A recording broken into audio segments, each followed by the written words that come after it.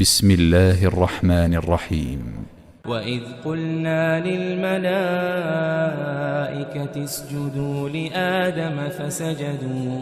فسجدوا إلا إبليس أبى فقلنا يا آدم إن هذا عدو لك ولزوجك فلا يخرجنكما من الجنة فتشقى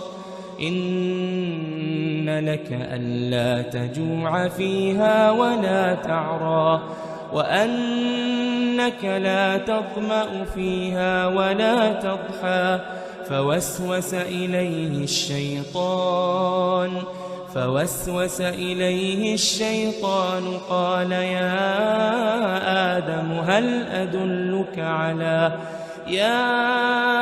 آدم هل أدلك على شجرة الخلد وملك لا يبلى فأكلا منها فبدت لهما سوآتهما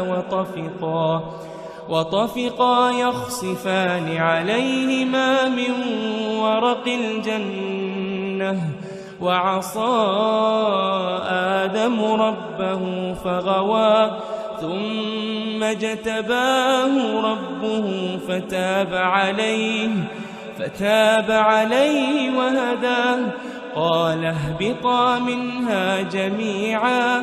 بعضكم لبعض عدو فإما يأتينكم مني هدى فمن اتبع هداي فلا يضل ولا يشقى ومن أعرض عن ذكري فإن له معيشة ضنكا ونحشره يوم القيامة أعمى قال رب لم حشرتني أعمى وقد كنت بصيرا قال كذلك أتتك آياتنا فنسيتها وكذلك اليوم تنسى وكذلك نجزي من أسرف ولم يؤمن بآيات ربه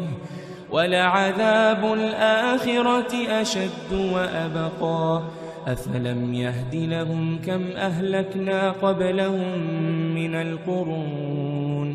من القرون يمشون في مساكنهم إن في ذلك لآيات لأولي النهى ولولا كلمة سبقت من ربك لكان لزاما وأجل مسمى فاصبر على ما يقولون وسبح بحمد ربك قبل طلوع الشمس وقبل غروبها ومن آناء الليل فسبح وأطراف النهار لعلك ترضى ولا تمدن عينيك إلى ما متعنا به أزواجا منهم زهرة الحياة الدنيا لنفتنهم فيه ورزق ربك خير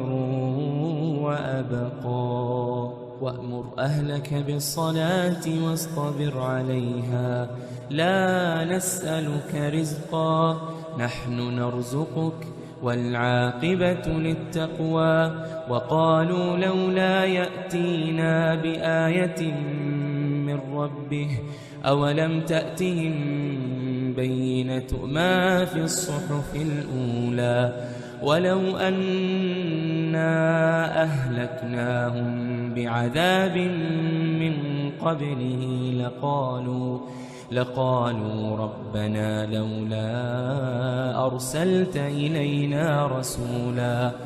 ربنا لولا أرسلت إلينا رسولا فنتبع آياتك فنتبع آياتك من قبل أن نذل ونخزى قل كل متربص فتربصوا فستعلمون من أصحاب الصراط السوي ومن اهتدى.